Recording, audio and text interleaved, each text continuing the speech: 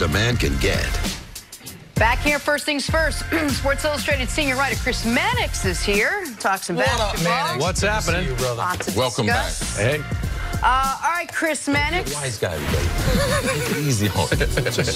Talking trying to do game what I do. 4 for Golden State. Familiar face in a familiar place. Kevin Durant remains on the sideline, ruled out for tonight's game 4 against the Raptors. But Steve Kerr says there's a good chance he plays in game 5. And after missing game 3, Klay Thompson is a go for tonight as the Warriors try and even up the series at 2 games apiece. Mannix, do the Warriors have the edge with Klay returning, but KD still out? Not until I see what Klay Thompson looks like in this game. I mean, immediately they're going to go at him and see if he can chase Danny Green around screens. I'd be surprised if Klay Thompson starts off on Kawhi Leonard. That's a little bit too much to ask coming off a hamstring injury.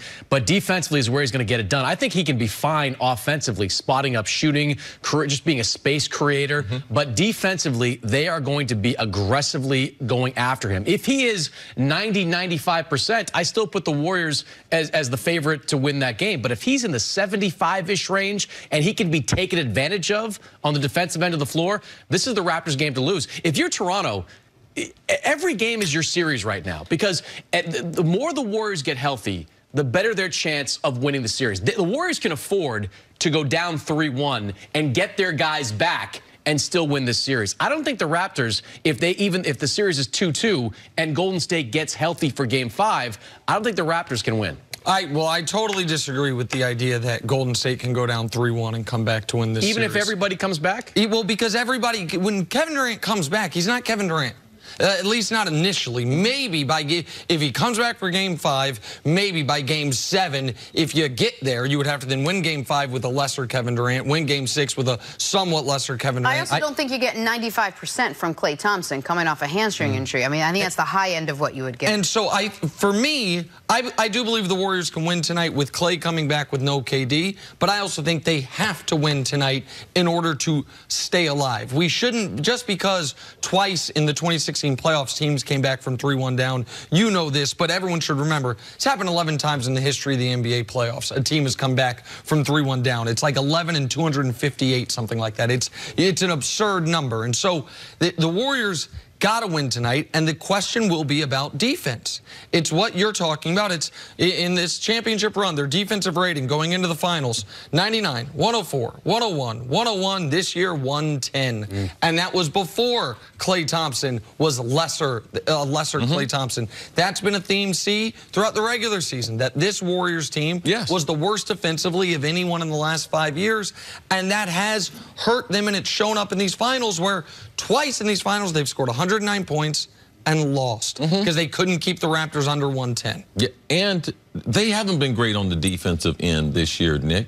But also, with the injuries compiled for them, they lost the Hampton 5. I mean, remember how we used to talk about those minutes that the Hampton 5 were playing? They're like a Harlem 5 now, not the Hamptons, bro. Like, they are struggling. Kevon Looney, him being out of the lineup, as the series goes on, it's getting bigger and bigger, because from a defensive standpoint, Klay, I believe, is going to be hampered on the defensive end. And from a center standpoint, now they are putting 2 guys who are a liability who have to split up them 48 minutes. And that's in Andrew Bogut, and that's in Boogie Cousins. Now, so now they can't hide the center position. They can't play small. So Steve Kerr is limited with the things that he can do. And I just believe that the whole KD thing, because I took that from Klay's interview. And the interviewer did a good job, said, well, what if KD, and you could see his whole disposition just change. Well, what if KD's not there? He's like, wow, we're probably the underdog because this is a really good team. And Steve Kerr and them keep moving it off. Oh, he's traveling with the team. Great news to game number 1. No, that wasn't no great news. That's the only thing they could do. They couldn't leave KD at home, games 1 and 2. And now with the series, I'm like you. This is the most important game in franchise history for the Raptors, because if they win, I want to force Kevin Durant on the court for the next game in a must-win game number 5. But it's also so important because you want to avoid anything resembling some sort of trap game. If you're Nick Nurse, you want to make sure this team goes out there assuming Klay Thompson's 100% and that KD is there to play in game 5, because it would be too easy. Yeah, they got so much from everyone around Kawhi, but that's because the Warriors weren't 100%. It's a fake sense of confidence if Nick Nurse doesn't have that team ready to go. Yeah, and I think they will be. I mean, everyone in that organization understands the opportunity that they have right in front of them. I mean, look, they came into this final series with confidence because I think, you know, in spending the entire Eastern Conference playoffs talking to them, that they believe they were criminally underrated throughout the course of the entire playoffs. They believe they were on Golden State's level. But you go into this series, and now you don't have Durant, and whatever Klay Thompson turns out to be in Game 4, this is a kind of opportunity that never comes around for a team like the Toronto Raptors in sports. They have a chance to steal this from the Warriors, and I think they get that. Well, if they are going to steal tonight's game, one thing